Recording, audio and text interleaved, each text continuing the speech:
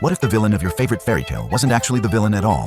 What if everything you knew about the evil fairy who cursed Sleeping Beauty was a lie? Today we're diving into Maleficent, the 2014 film that flips the classic Disney story on its head and shows us that sometimes the monster is made, not born. Let's break down Maleficent. Our story begins not with darkness, but with light and magic. We're introduced to the Moors, a mystical realm filled with fantastical creatures, fairies, and enchantment. It's a place of peace and wonder, protected from the neighboring human kingdom by mutual distrust and ancient boundaries. In this magical land lives a young fairy named Maleficent, but she's not the dark, terrifying figure we remember from Sleeping Beauty. She's a child, powerful, yes, with magnificent wings that let her soar through the skies, but she's also innocent, playful, and kind. She's the protector of the Moors, loved by all the creatures who live there. One day, young Maleficent encounters a human boy named Stefan, who has wandered into the Moors trying to steal a jewel. Instead of punishing him, Maleficent is curious. Humans rarely come to the Moors, and Stefan is different. He's poor, ambitious, and fascinated by the magical world he stumbled into. They form an unlikely friendship. Stefan visits regularly, and over the years, that friendship blossoms into something deeper. As they grow into young adults, Maleficent and Stefan fall in love. On Maleficent's 16th birthday, Stefan gives her true love's kiss, and Maleficent believes she's found her happily ever after. But Stefan has ambitions beyond the Moors. He wants wealth, power, and status in the human kingdom. He stops visiting, choosing instead to pursue his dreams at the royal court. Maleficent waits, believing he'll return, believing their love is strong enough to overcome the distance. She has no idea that Stefan's ambition will destroy everything. Years pass. The old king of the human realm becomes obsessed with conquering the Moors and claiming its magic for himself. He launches an attack, leading his army across the border. But Maleficent, now a powerful young woman and the fierce protector of her realm, leads the magical creatures in defense. The battle is spectacular. Maleficent's magic and her ability to fly give her an enormous advantage. She confronts the king himself, and in the fight, she grievously wounds him. The human army retreats in defeat, and the Moors are safe. But the king is dying, consumed by his failure and his hatred of Maleficent. On his deathbed, he makes a proclamation. Whoever kills Maleficent and brings proof of her death will marry his daughter and inherit the throne. Stefan, now a trusted member of the court, sees his opportunity. This is everything he's ever wanted: power, legitimacy, a crown. All he has to do is betray the fairy who loves him. Stefan returns to the Moors, and Maleficent is overjoyed to see him. She's still in love with the boy she remembers, naive to how much he's changed. Stefan tells her he's missed her, that he regrets leaving, that he wants to warn her about the king's decree. Maleficent trusts him completely. She always has. They spend the evening together, reminiscing about their childhood, and Maleficent feels that perhaps their love story isn't over after all. Stefan offers her a drink, and Maleficent accepts, not noticing the drug he slipped into it. She falls unconscious, vulnerable and trusting, believing herself safe with the man she loves. Stefan stands over her sleeping form, a dagger in his hand. This is the moment. All he has to do is kill her, and everything he's ever wanted will be his. But as he raises the blade, he hesitates, despite everything. Despite his ambition and his greed, he can't bring himself to murder her. But he still needs proof of her death to claim the throne. So Stefan makes a choice that's somehow even more cruel than murder. He takes out an iron chain, iron being one of the few things that can harm magical beings. And he cuts off Maleficent's wings, her magnificent, powerful wings that represent her freedom, her identity, her very essence. He leaves her there, unconscious and mutilated, and returns to the kingdom with her wings as proof of her death. When Maleficent wakes, the physical pain is excruciating, but it's nothing compared to the emotional devastation. She drags herself across the ground, unable to fly, unable to even stand at first. She reaches a pool of water and sees her reflection, wingless, broken, destroyed. Her scream of anguish echoes across the moors, a sound so filled with pain and rage that it causes the very earth to crack and darken around her. The creatures who witness her suffering are terrified and heartbroken in equal measure. This is the moment Maleficent dies. Not her body, but her spirit. The kind, loving fairy is gone, replaced by something hard and cold and filled with hate. She fashions herself a staff from the twisted remains of a tree, using dark magic to compensate for her lost wings. Her appearance changes. Her warm clothes are replaced by dark robes. Her soft features become sharp and angular. And her eyes, once filled with light, now burn with barely contained fury. Stefan is crowned king, marrying the old king's daughter, and no one knows the truth of his betrayal. Maleficent watches from afar as the man who destroyed her achieves everything he wanted, while she's left with nothing but her pain and her rage. The Moors change with her. Under her grief and anger, the magical realm becomes darker, more foreboding. She raises thorns around the borders, massive, impenetrable walls that keep the humans out, but also trap her creatures in a kingdom that's become a reflection of her broken heart. She finds a raven caught in a farmer's trap and saves its life, transforming it into a human form named Diaval. He becomes her servant, her spy, her only companion. But it's not friendship, it's ownership. Maleficent has learned that love and trust only lead to betrayal, so she'll never allow herself to be vulnerable again. Years pass in bitterness and isolation, with Maleficent ruling the Moors not with love, but with fear and power. She waits for the perfect moment to take her revenge on Stefan. And then she learns that Stefan's wife has given birth to a daughter. Stefan holds a grand christening for his infant daughter, Aurora. He invites nobles from across the land, showing off his beautiful child and celebrating his legacy. 3 small pixie fairies, Knotgrass, Thistlewit, and Flittle, arrive to bestow gifts on the baby princess. Then Maleficent appears. Her entrance is everything you remember from the animated film. Dramatic, terrifying, and absolutely magnetic. She sweeps into the christening ceremony uninvited, and the entire court freezes in fear. Stefan recognizes her immediately, horror and guilt crossing his face as he realizes she survived. Maleficent approaches the cradle, and Stefan begs her not to hurt his child. But Maleficent isn't interested in his pleas. This is her moment of vengeance, carefully planned and perfectly executed. She delivers her curse with chilling precision. The princess shall indeed grow in grace and beauty, beloved by all who know her. But before the sun sets on her 16th birthday, she shall prick her finger on the spindle of a spinning wheel and fall into a sleep like death, a sleep from which she will never awaken. Stefan is devastated, pleading with her to take it back, offering her anything she wants. The court is in chaos, but Maleficent simply smiles, savoring his pain the way he must have savored his betrayal of her. Then she offers a glimmer of hope, though it's really just another twist of the knife. The princess can be woken from her death sleep, but only by true love's kiss. This curse will last till the end of time. No power on earth can change it. She says this because she no longer believes true love exists. Stefan taught her that lesson, so she's not really offering hope. She's ensuring that Aurora will sleep forever, and Stefan will spend the rest of his life knowing his daughter is lost because of what he did. Stefan becomes obsessed with protecting Aurora. He orders every spinning wheel in the kingdom burned. He sends Aurora away to be raised in hiding by the 3 pixie fairies, who reluctantly agree to live as humans in a cottage in the woods until Aurora's 16th birthday passes. But Stefan's paranoia goes deeper. He becomes consumed with killing Maleficent, convinced that her death is the only way to save his daughter. He neglects his wife, his kingdom, and everything else, focusing entirely on finding and destroying the fairy he once loved. Meanwhile, Maleficent watches. Using Diaval as her eyes and ears, she tracks Aurora's every move. The child is being raised by the 3 pixies, who are absolutely terrible at being human. They can't cook, can't clean, and constantly bicker with each other. It would be comical if Maleficent cared enough to be amused. But then, something unexpected happens. As Maleficent watches Aurora grow from a baby into a toddler, into a young child, she begins to feel something she thought she'd buried forever: affection. Aurora is joyful, curious, and kind. She plays in the woods near the Pixie's cottage, befriending animals and creating games out of nothing. She's everything Maleficent once was before Stefan destroyed her innocence.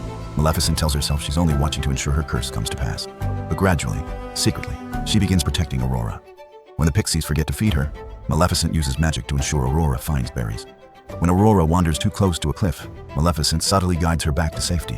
When Aurora is frightened by a storm, Maleficent's magic calms the winds. Aurora, unaware of who her mysterious guardian is, begins to sense a presence in the forest. She calls her fairy godmother and leaves little gifts and messages, hoping to see her one day. As Aurora grows into a teenager, the relationship between her and Maleficent deepens, despite Maleficent's resistance. One day, Aurora finally encounters Maleficent face to face in the forest. She's not afraid.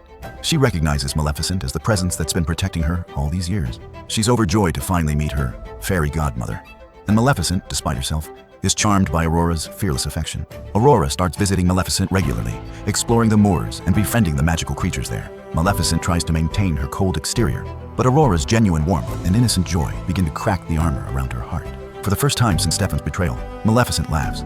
She shows Aurora the wonders of the moors, luminescent plants, flying creatures, and magical phenomena. Aurora is enchanted, and more importantly, she brings light back into Maleficent's dark world. Diaval notices the change in his mistress and gently points out that Maleficent cares about the girl. Maleficent denies it, insisting she's simply ensuring her curse will have maximum impact. But it's a lie, and they both know it. As Aurora's 16th birthday approaches, Maleficent is consumed by regret. She's grown to genuinely love Aurora like a daughter. The curse she cast in vengeance now horrifies her. She tries desperately to undo it, using every spell and magical ritual she knows. But her own words come back to haunt her. No power on earth can change it. The curse is unbreakable, even by its creator. Maleficent makes a desperate decision. She tells Aurora the truth, that she must never return to the castle, that she must stay in the moors, where she'll be safe from the curse. But Aurora doesn't understand. She's just learned that her father is King Stefan, that she's a princess, and she wants to meet him. The 3 pixies, in a moment of catastrophic stupidity, tell Aurora about the curse and reveal that Maleficent is the one who cast it. Aurora is devastated and heartbroken. The fairy godmother she loved, the one who protected her and showed her magic and wonder, is also the one who condemned her to eternal sleep. Aurora runs from Maleficent, fleeing toward the castle despite Maleficent's desperate pleas. Maleficent tries to seal the castle with thorns to prevent Aurora from entering, but the curse has its own power now. It draws Aurora forward like a moth to flame. Stefan sees Aurora approaching and orders his guards to bring her inside, believing he can protect her within the castle walls. But he's fortified the entire castle, removing every spinning wheel, except for one hidden in a basement that the curse itself has preserved and hidden. As the sun begins to set on Aurora's 16th birthday, Maleficent fights through Stefan's guards, desperate to reach Aurora before the curse takes effect. But she's too late. Aurora, drawn by the curse's inexorable pull, finds the hidden spinning wheel and pricks her finger. She collapses into the death sleep, just as Maleficent predicted all those years ago. Maleficent reaches Aurora's sleeping form and breaks down completely. This brilliant, powerful fairy, who swore she'd never care about anyone, again kneels beside the girl she's come to love as a daughter and weeps. She begs Aurora to wake up, apologizes for her curse, and confesses that she allowed her pain to turn her into a monster. But Aurora doesn't wake. Maleficent remembers the loophole in her own curse, true love's kiss. In desperation, she sends Diaval to find Prince Philip, a young man Aurora met once in the forest who seemed to like her. It's a thin hope, but it's all she has. Diaval brings Philip to the castle, and the prince kisses Aurora, genuinely believing he can save her. But nothing happens. Aurora remains asleep. Philip isn't her true love. He's just a boy she met once. Maleficent realizes with crushing despair that true love's kiss won't save Aurora because true love doesn't exist. Or at least, not the romantic kind she was thinking of when she cast the curse. But there is another kind of love. Maleficent approaches Aurora's sleeping form one final time. With tears streaming down her face, she leans down and kisses Aurora's forehead. Not a romantic kiss, but the gentle kiss of a mother saying goodbye to her child. "I'm so sorry," she whispers, and Aurora's eyes open. The curse is broken, not by romantic love, but by the genuine, selfless love Maleficent developed for Aurora despite everything. It's the love of a mother for a daughter, a love Maleficent thought she was incapable of after Stefan's betrayal. Aurora is confused, disoriented, but when she sees Maleficent, she embraces her without hesitation. Despite everything, the curse, the betrayal, the truth, Aurora loves Maleficent and forgives her. But their reunion is cut short. Stefan, driven mad by years of paranoia and guilt, has been waiting for this moment. He attacks Maleficent with iron weapons, the one substance that can truly hurt her, determined to kill her and end the threat to his kingdom once and for all. A brutal battle erupts in the castle. Stefan has the advantage because Maleficent can't fly, and iron weapons cause her excruciating pain. His guards join in, and Maleficent is overwhelmed, fighting desperately just to survive. Aurora watches in horror as the man who was supposed to be her father tries to murder the only person who truly loved and protected her. She tries to intervene, but is held back by guards. Stefan manages to trap Maleficent beneath a net of iron chains. She's wounded, weakening, and he stands over her with a sword, ready to deliver the killing blow. This is his moment of triumph. He'll finally be free of her, free of his guilt, free of the consequences of his betrayal. But Aurora breaks free and runs to where Maleficent's wings are kept. Stefan had them mounted as a trophy in his chambers, a constant reminder of his conquest. Aurora finds them, and with desperate strength, releases them. The wings, still magically connected to Maleficent, break free and fly to their original owner. They reattach themselves in a moment of powerful magic, and Maleficent is whole again for the first time in 16 years. The transformation is stunning. Maleficent rises from the ground, her wings spreading wide, her power fully restored. She's no longer the broken, bitter creature Stefan created. She's something more, something that survived darkness and found love again. Stefan attacks her in the air, having prepared for this possibility with iron weapons and armor. They battle across the castle towers, and it's clear that Stefan has become the real monster. His face is twisted with hate and madness, while Maleficent fights only to protect Aurora and herself. The fight ends on a high tower. Stefan has Maleficent at a disadvantage, and in his insane rage, he slips and begins to fall. Maleficent could let him die. It would be justice, revenge for everything he took from her. But she's not that person anymore. She reaches out to save him.